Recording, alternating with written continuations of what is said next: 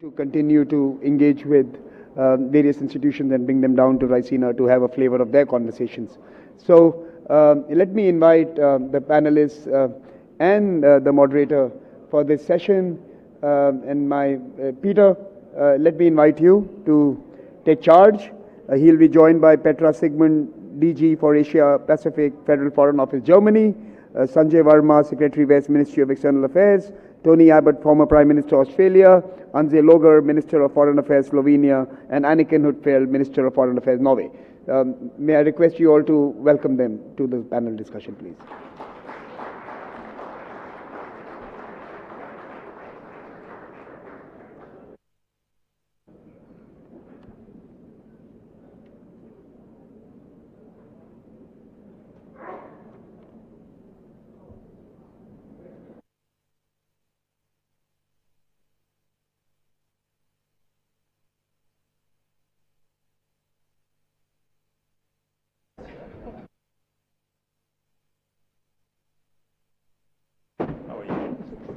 Okay, thank you very much, Samir, and thank you for the invitation to the Raisina dialogue. Since we only have 50 minutes, I'm not going to make lengthy introductions, but let me briefly introduce our speakers. First, I would like to introduce Minister of Foreign Affairs of Norway, Anniken Huitfeldt. Then we have Minister of Foreign Affairs of Slovenia, Anje Logar. We have former Prime Minister of Australia, Tony Abbott. We have Sanjay Verma, who is the Secretary at the Minister of External Affairs, India. And last but not least, we have Petra Sigmund, who is Director General for Asia and Pacific in the Federal Foreign Office of Germany. And my name is Peter Görg. I'm Secretary General of the Bled Strategic Forum. Looking at this situation that we are facing right now in the world, a song from a famous American rock band REM comes to mind. You know all this song. It's called "It's the End of the World as We Know It." And actually it is. If you look at crumbling rules-based international order, if you look at dysfunctionalism in a multilateral system, if you look at food crisis which is looming, if you look at energy crisis, we are actually embarking on the unknown. And what we are going to discuss today is basically looking for this Terra Nova, as the Raisina dialogue title goes. We will try to look at who and with what means will start this look and search for Terra Nova, how it's going to look like, and especially we are going to see how the relationship between the European Union and the Indo-Pacific is going to evolve. With that, let me turn to Anniken, to the Minister of Foreign Affairs of Norway. Russian aggression on Ukraine, of course, has introduced tectonic shifts in the international geopolitical landscape. And we can say that nothing will be as it was. There was one thing which was a little bit surprising, also looking at from the European angle, or from the way how Europe was conducting itself up to the point of this crisis, and this is the unity of Europe, the unity of transatlantic partners. It's something which we need probably to cherish. It's something that we need to grasp as a shift for the better, as a shift which can make a substantial change in how Europe is viewed globally, but also how Europe is looked at in the Indo-Pacific region. Minister, what's your take? Is this unity here to stay? even if the crisis of the multilateral system, the crisis in Ukraine is going to be prolonged, and with the energy crisis, food crisis, is the European unity this turning point where we can definitely say Europe is a global player and somebody who is going to play a responsible role in the global community. Also looking at Indo-Pacific as a region, which probably is going to be the most important region in the next decades and centuries. Please, Minister. Yeah, I think we are actually more united than ever. And being here in India, this demonstrates the unity for democracy, because this was an attack on a democratic state. So I think this unity is about defending democracy. That's an important, message from Europe right now, but also from India. And 2 days ago, I visited Cox's Bazar, where almost 1 million Rohingya refugees now are living. And I think there is a widespread fear that Europe will forget about other crises because we are in the middle of a war on our own continent. The Rohingya refugee crisis is a stark reminder that the world's refugee population was the largest since World War II, even before Russia's awful invasion of Ukraine. At the same time, as you said, Russia's aggression against Ukraine is a crisis multiplier. Increased food and energy prices will affect people in developing countries more profoundly than in Europe. So we have to recognize that an attack on a country's territorial integrity, democracy, and also the international order. International law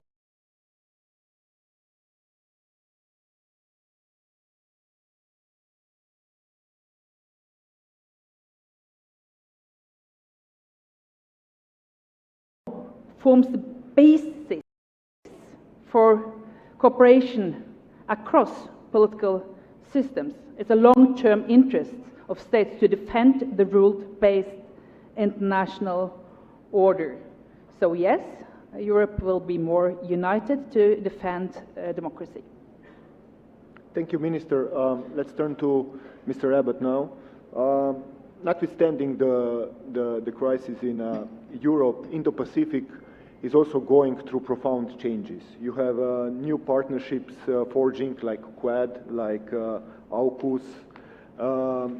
You have meetings even in the format of Quad Plus, and so on and so on. How will or how is the crisis that we are witnessing right now, not just in Europe, but in the multilateral system, what kind of effects is this going to have on the regional dynamics? Are we going to see further polarization? Are we going to see a continuation, I would say, of politics of power? Or is there a sense that on the horizon we can see deepening of cooperation? And, this is a question also which touches upon the relationship which other countries in the Indo-Pacific have with China, of course. Okay, well, is the mic on? Is this thing on? No. What do I have to do? I don't think you have to do Okay, all right. Look, just on Ukraine, I can't think of a clearer moral case than this. What is happening there is an absolute abomination. It's an absolute atrocity. I think all decent people and all fair-minded countries have got to be on the side of Ukraine against this aggression. The only question is, how much help are we going to give them? And whatever we're currently giving them, I think we should give them more. It's so important that this aggression not pay and that the Ukrainians win in the peril they currently face. Now, one of the reasons why it's so important that the Ukrainians win this is because of the Moscow-Beijing axis, which was officially promulgated about a fortnight before the invasion of Ukraine at the Beijing Winter Olympics. Beijing is looking very carefully at what's happening in Ukraine, and if ultimately Putin wins through pulverising Ukrainian cities, there is absolutely no doubt that that will embolden the Beijing regime to have a go at Taiwan, and if Taiwan is taken by Beijing, the world order, which has delivered such freedom, such wealth and such safety for so many decades now, would be absolutely gravely deranged. We will be living in very strange and very perilous times indeed. Do you think this is realistic? Absolutely. Look, don't believe me, believe Xi Jinping. I mean, Xi Jinping has said time and time and time again that Taiwan must be Beijing's by force if necessary, and soon. And there is no doubt that if Beijing thought it could readily succeed, an operation would be mounted within months. So maybe just a quick question. So how to deal with China? How do we... Look, we deal with China with great care. I mean, how do you deal with something as strong and as dangerous? You deal with China with great care. Now, I think Blinken put it pretty well. He said, if I'm remembering correctly, he said, we will cooperate where we can, we will compete where we should, and we will confront where we must. I think that's not a bad formula. And when it comes to any attempt to seize a flourishing democracy by force, I think that absolutely requires a confrontation, because as was said by Stephen Harper earlier here in this forum, Taiwan is proof that you can be rich and free. Taiwan is living, breathing refutation of the Beijing government's deal with its people. You give us your freedom and we'll give you our wealth. Well, Taiwan is proof that there is no totalitarian gene in the Chinese DNA. Thank you, Mr. Abbott. Let's turn to Minister Logar, Minister from Slovenia. Minister, Slovenia was one of the countries who stood at the helm of the need to support Ukraine, to support European values, to introduce sanctions against Russia. Are these sanctions, in your opinion, effective? Should we do more? Did we do enough? And what does it mean in terms of dealing with other regions, meaning also with or other countries who not necessarily share our values and norms? Is this what we are witnessing right now, Europe, emerging Europe as a global player? Minister. Well, to start with words that Mr. Tony Abbott said regarding the war in Ukraine. Well, I think that there's no 50 shades of gray, there's only black and white. So it's on and off, especially those who had doubts about it after atrocities that were made in Bucha. There's no doubt who is aggressor and who should be stopped. So one shall not have a double standard when, you know, being the part of the multilateral fora, UN multilateral fora, and defending our foundation rights and all charters that establish the peaceful coexistence after the Second World War. So this is first very important issue. I'm a proud European after what European Union did together in unison as a response to Russian aggression. So while there were many those who doubted EU will react decisively, we succeeded to adopt a common position. How do I know that we were successful? Well, I was listening Anakin, not the member of European Union, stating that there is a unity in European Union. Isn't that any better proof that European Union in this case reacted as it should? You ask me, are the sanctions work? Well, they work on the long term. Sanctions are never a spot solution with a single move.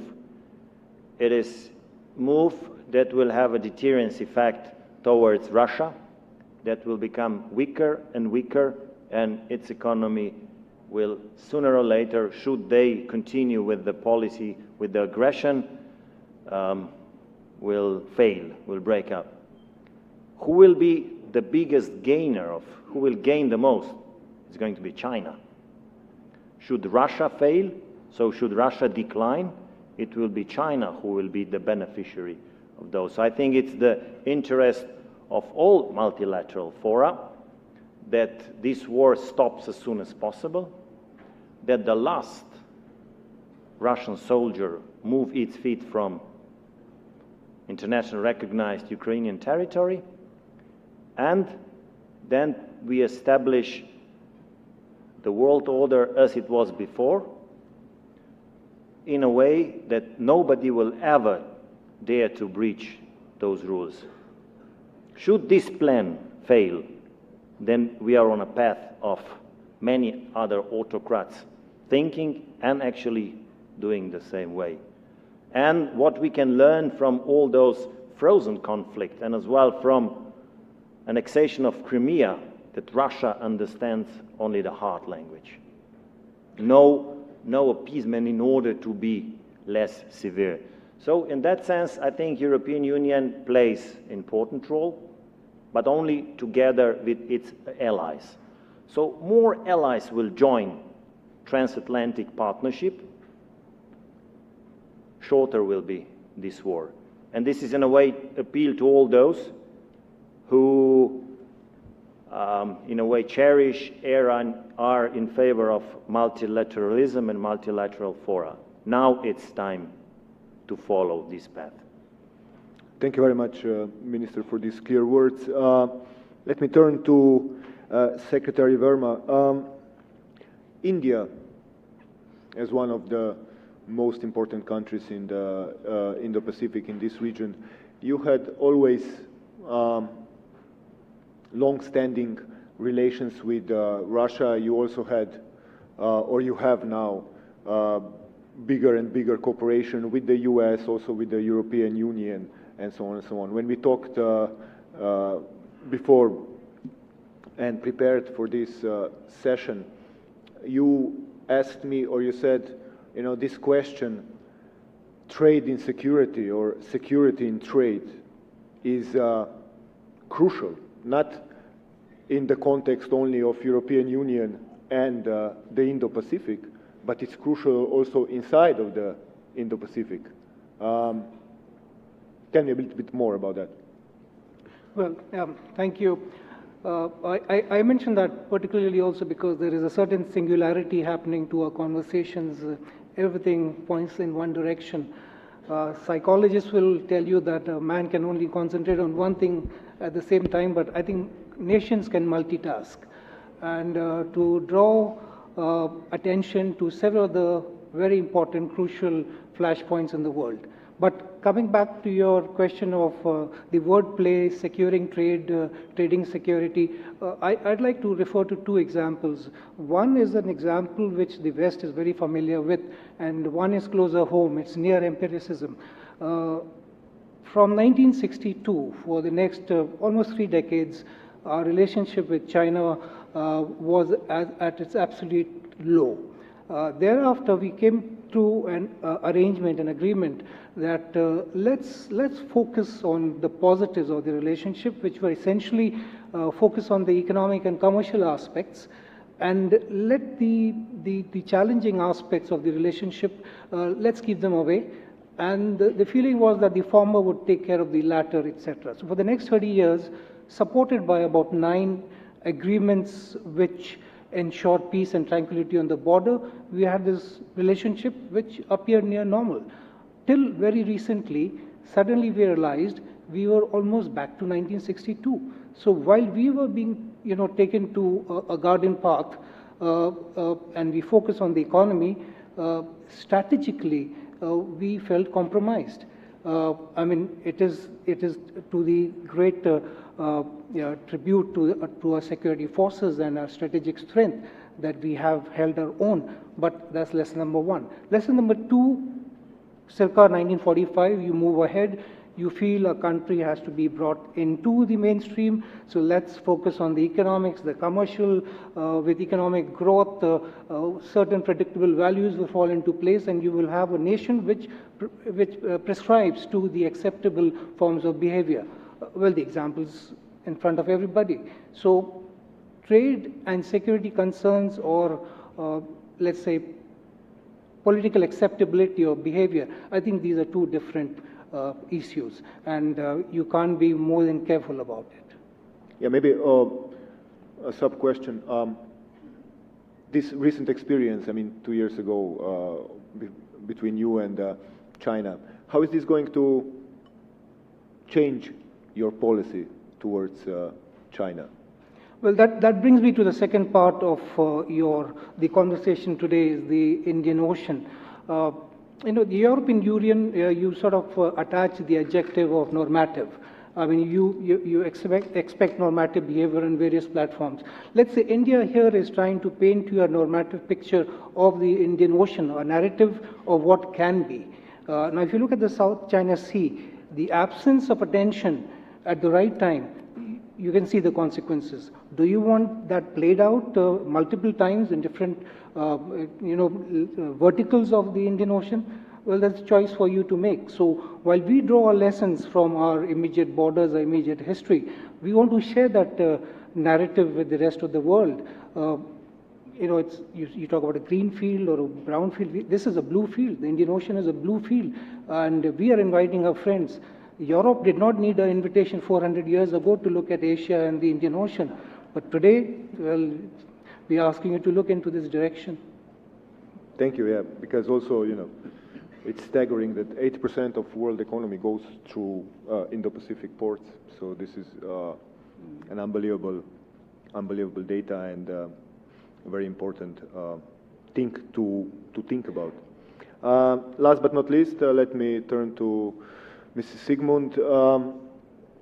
Germany was one of the first countries in the European Union who created a strategy towards Indo-Pacific. This was translated then, together with some other countries, to the discussion inside of the European Union, and now we have the European Union strategy on Indo-Pacific. I read it. It's a very bold, very clear strategy. My question to you would be how realistic it is that European Union is going to, or is capable to implement it.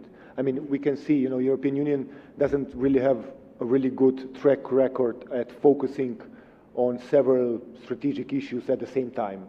If you look at, our neighborhood, Western Balkans and so on, we have been always distracted by many different things because, we are 27 countries with different interests and so on and so on. But the world is changing, European Union is changing, as we saw today. This unity is something new. Are we now actually capable to put the words into deeds, especially when it comes to our relations with the Indo-Pacific? This is on. Yes.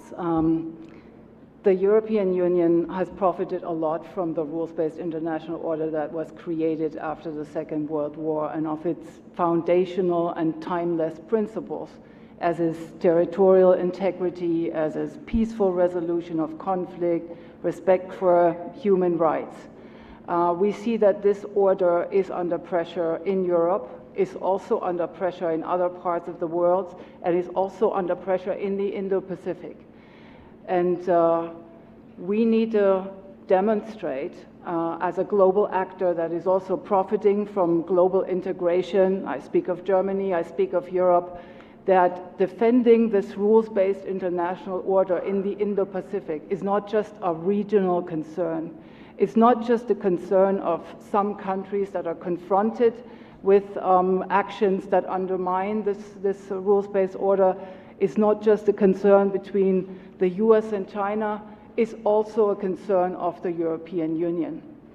And I think that was the importance of us creating Germany, coming up with an Indo-Pacific strategy, the European Union coming up with an Indo-Pacific strategy, demonstrating that we focus on what is happening in the Indo-Pacific, where we have important partners, where most of our supply chains end in the Indo-Pacific, where we have a lot of potential for future cooperation on political issues, on economic issues, but where we also have those challenges that I mentioned that we need to focus on. And in the new European Indo-Pacific strategy, we've added a security policy angle to the strategy, where we said we need to have regular maritime presences in parts of the Indo-Pacific to demonstrate maintaining the rules-based order and the openness of the Indo-Pacific is of, let's say, national European interest to us, so we need to be present there. But we've also given the strategy an angle of economic cooperation, because not being dependent on singular suppliers is important to retain, preserve your sovereignty. And that is why we have a very active free trade policy with regard to Asia and the Indo-Pacific, offering trade agreements that allow us to diversify, us Europeans, to diversify our economic relationships, but that are also destined to allow our Asian partners to diversify their economic relationships, not to be solely dependent on one single economic actor. Yeah, thank you. Maybe a quick question, and while I pose it, please, I would like to ask the audience to prepare their questions, since slowly we are moving into the third third of this panel, and I know there is a lot of interesting things that came up from this conversation, so I will slowly turn to you also. This dilemma that we are talking about, trade in security, security in trade, I mean, this is basically a dilemma about our relations with China, in a sense, because as we already also, stated many times in European documents, China is our systemic rival and a strategic competitor. Can we make this work in a sense that, at one hand we uphold our values, we uphold, the rules-based order as it is right now, and on the other hand, work with China on the questions which matter to us all? Is there this red line which we can uphold in the future? I think we cannot compromise on fundamental principles and values. You've seen the European Union adopt human rights sanctions against China, which are destined to abolish, if you wish, the human rights violations that are going on in Xinjiang and the forced labor that we see in Xinjiang in China. So we've clearly demonstrated that when that type of behavior is there, then we are willing to adopt strong measures. We've also adopted in Germany, we're in the process to do that in Europe, what is called a due diligence law, where we will make sure that companies that are operating in China do not in any way profit from human rights violations in China. So we've demonstrated here with regard to Russia, we are demonstrating that we are willing to go to great lengths to uphold the fundamental principles of this rules-based order with our economic sanctions that we have adopted against Russia. So there can't be any compromise on the foundational principles of the rules-based order. And I think we've demonstrated that as a European Union. Now, we see China that's demonstrated behavior. It uses economic dependencies in order to achieve its political goals. And there needs to be a clear direction of our economic policy thinking, and that is to avoid dependencies. That's all about degree, if you wish. Avoid dependencies in order to preserve your sovereignty of action. And that's the direction that we're taking. Diversification is what we're achieving, or what we're trying to achieve, in order to, where we'll look at new trading partners, and India being one country with whom we think there is a lot of potential for us, for trade and investment, to use the potential of this market in a much bigger way, and balance, if you wish, a certain, in some areas, over-dependency on supply chains or the market of China. Thank you very much. One more question before I turn to audience. Mr. Abbott, how is the view of European Union in the Indo-Pacific looking from Australia? Well, I think we encourage all like-minded countries to be active in the Indo-Pacific. And look, I know there was a German warship that accompanied the HMS Queen Elizabeth task force into the South China Sea recently, and I think the more the better, frankly. Yeah. Any comments? Yeah. Just we have to deal with China and be very clear on human rights on Xinjiang and Hong Kong, but at the same time, in order to reduce emissions, we do have to cooperate with them. And that's the European strategy. And being a small country outside the European Union, I think we have to stay coordinated with the rest of the countries inside the European Union when we are approaching China. I suspect people in the Ukraine aren't worrying too much about emissions at the moment. And I think this is one of those situations that puts a lot of other things in perspective. I mean, yes, we all want to pass on the best possible planet, but when it comes to matters of life and death, we've got to adopt a sensible perspective, and keeping the lights on, that's pretty important. Keeping the country safe, that's even more important. Getting emissions down, nice to do. But I think you're trading more with China than we are, aren't you? Absolutely.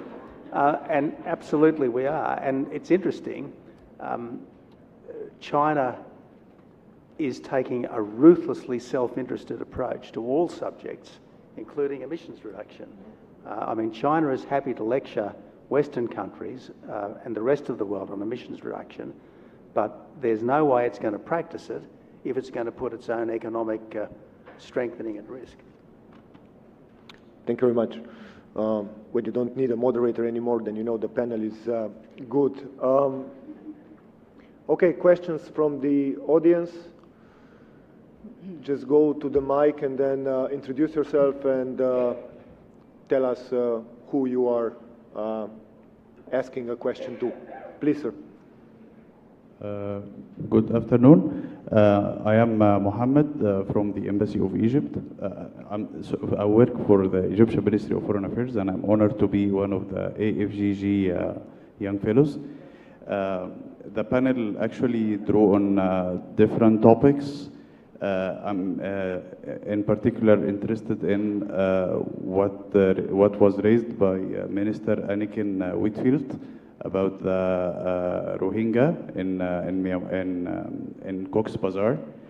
What do you think are possible solutions for this humanitarian problem, and what could be done about this?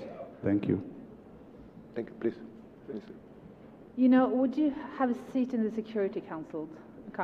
And the Security Council has been unable to solve that conflict because countries like China and Russia think that this is an internal matter. which it is not. So we have seen an international community unable to deal with the crisis in Myanmar. So we hope for more engagement from ASEAN, but we are extremely worried about the humanitarian situation in this country, and we are trying to do as best as we can, but it's difficult without more regional involvement. Thank you, Minister. Any more questions? This one here. Yeah, please. Yeah. Good afternoon to the panel and everyone here. My name is Carl. I'm the co-founder of the Bridge Project. My question is to Mr. Abbott. In the context of the India-Australia trade deal, and given the panel has spoken about the need to reduce dependencies on China, I was just interested to know whether the way forward is to have more bilateral trade agreements, and I would be interested to know the European views on this as well. Or are you looking at the Indo-Pacific countries and looking at engagements on a multilateral level? So is the way forward bilateral trade or multilateral trade to reduce the dependency on China? Just wanted to hear your thoughts. Thanks. Well, I think in retrospect, we could argue that the admission of China to the WTO on the conditions that it was admitted was a mistake. Now, I absolutely accept that in purely economic terms, China's rise has helped a lot of other countries, and obviously there have been a lot of Chinese people who are living a much better life now than they have ever done before. So let's accept that some good has been done, a great deal of good has been done, but by the same token, there is no doubt that China has exploited the rules. At times, it's flouted the rules, and China has been a disproportionate beneficiary of the liberal trading order to its strategic advantage and to other countries' strategic disadvantage. I think it is important to differentiate between freer trade with like-minded countries under the rule of law, which is an unambiguous good, and freer trade with countries that aren't under the rule of law and aren't necessarily like-minded, which is a rather different beast. But one of the good things about freer trade with India is that almost no country is better placed than India to substitute for China in critical supply chains, given India's very, very sophisticated manufacturing base and its potential to do so much more. Thank you. Mr. Verma, would you like to add something? Well, not particularly on the trade, but if you permit me to go back to the India-European relationship. For very long, we felt that while we have excellent relations with individual countries, if you aggregated that, our positioning on issues or on matters of concern at the larger European level didn't gel. It almost seemed as if there were two different scorecards. One was the aggregate scorecard, one was the bilateral. It just didn't match. But I would say that over the last few months, there has been, there's been certain changes there's been heavy lifting on both sides. We've gotten over some of our dogmas. European Union is also increasingly coming to the table.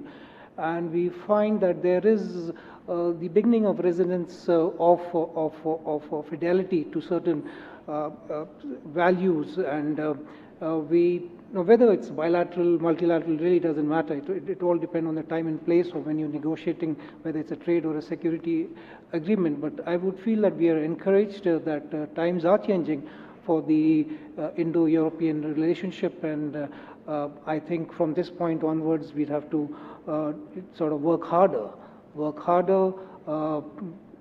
dialogue, strategize, and have time-bound delivery schedules on several aspects of the relationship. I think the President's visit yesterday was very, very significant, and the announcements, I think that sets the direction for us to sort of abide by and deliver on what can be a very mutually beneficial relationship in the years to come. And let's not forget the Indo-Pacific. It's extremely important. And having said that, I think the invitation to the European Union to consider joining the Indo-Pacific Oceans Initiative I think that too would be a welcome sign of a very fast maturing relationship. Thank you very much. Are there any more questions? Hi, I'm Fei Fan from Taiwan, from Taiwan delegation. I also like to ask two questions. But before this, I want to thank Mr. Abbas. Your comment and your statement for supporting Taiwan is really appreciated. The first question is that we now know that China is threatening the security of trading. And including Taiwan, now we are discussing to join CPTPP. And do you think that how can we manage to stop China's infiltration or intervene in the process of the membership of CPTPP? We know that this discussion is actually been so long time. So how can we do it to stop the intervention from China? Is any niche for the democracies can do that? That's the first question. The second question is that regarding the situation in Shanghai. Maybe, sorry, sir, if you could just take the mask off. Okay, sorry. So we can a little bit, sorry. And the second question is about Shanghai. Shanghai, now the current COVID situation, that they're trying to block out the whole Shanghai city. Then a lot of foreign investment want to retreat from China. And do you think that would affect the whole economic dynamics in the future for the international companies or investment of the way how they see China? That's the two questions. Thank you very much. Before I let the speakers answer, maybe we take another question because then slowly we'll have to finish this debate. Please. Thank you. Thank you. My name is Esther. I'm from Foreign Policy Community of Indonesia, and I'm with the Raisina Young Fellows. Minister Anakin, earlier you said that democracy and human rights is vital for European countries. In Indonesia, in the larger Southeast Asia bloc, we welcome Global Gateway as something that competes with the Belt and Road Initiative in China. But another question that we had in mind is, how will you choose which countries you will want to invest in when you know that in many Asian countries, in Southeast Asian countries, human rights and democracy is not necessarily black and white. There are a lot of shades of gray, as has been mentioned before. And how will you pay attention to this local context? And I open this question to anyone who would like to answer. Thank you. Thank you very much. Okay, let's go first to the first question about Taiwan. Mr. Abbott, are you going to take it? Sure. Look, China has applied to join the Trans-Pacific Partnership. Taiwan has applied to join the Trans-Pacific Partnership. Taiwan is a free and fair trader. China is not. So it seems to me that China should be refused and Taiwan should be accepted. The only reason to let China in would be fear of China, and the only reason to keep Taiwan out would be fear of China. And I don't think we should act on the basis of fear. I think we should act on the basis of what's fair and just. So let's bring Taiwan in. Thanks. Annika. Yeah, about this question about trade and democracy is maybe a panel for the next dialogue next year. It's a huge question and very important question. And I would like to say that the sanctions we have imposed on Russia was not implemented because of lack of democracy. This was implemented because of the invasion in Ukraine. And we do trade with various countries. And I think the fact that very many Norwegian companies nowadays want to invest in India has to do with their democratic system. So I think that's important for companies that want to invest. So that's an important precondition for the future. On Taiwan, I think the sanctions we have implemented has sent a very strong signal also to a country like China on Taiwan. So I think this demonstration of unity also sends a very strong signal how we're going to defend democracies from a European perspective in the future. Thank you very much, Minister. We have time for one more quick question. If there are no more questions, let me turn to the panelists for their 30-second answers about the topic that we discussed, trade in security or security in trade. And also, we revert back to what Anniken was saying right now about economy and democracy. This is not another hour, but probably for the next decades. And this is going to influence us all, how we are going to live globally and how we are going to tackle the challenges together. So, Minister Logar, trade in security or security in trade? Well, we need both. Without security, there's no trade. Nobody would, let's say, take the risks. So we need to establish the environment that it's secure, and then the trade will flourish. If no other continent than European Union showed this. After the Second World War, the European Union was the project of preserving the peace, the safe continent that brought a buoyant rise in economic standards. And I think that we are all striving for that.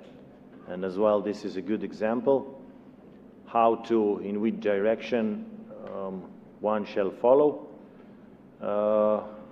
Definitely, the truth is that we do have different perspectives. So from the other angle, it might look different.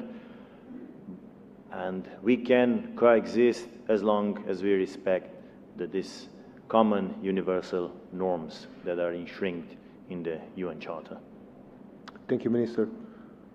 Secretary Verma.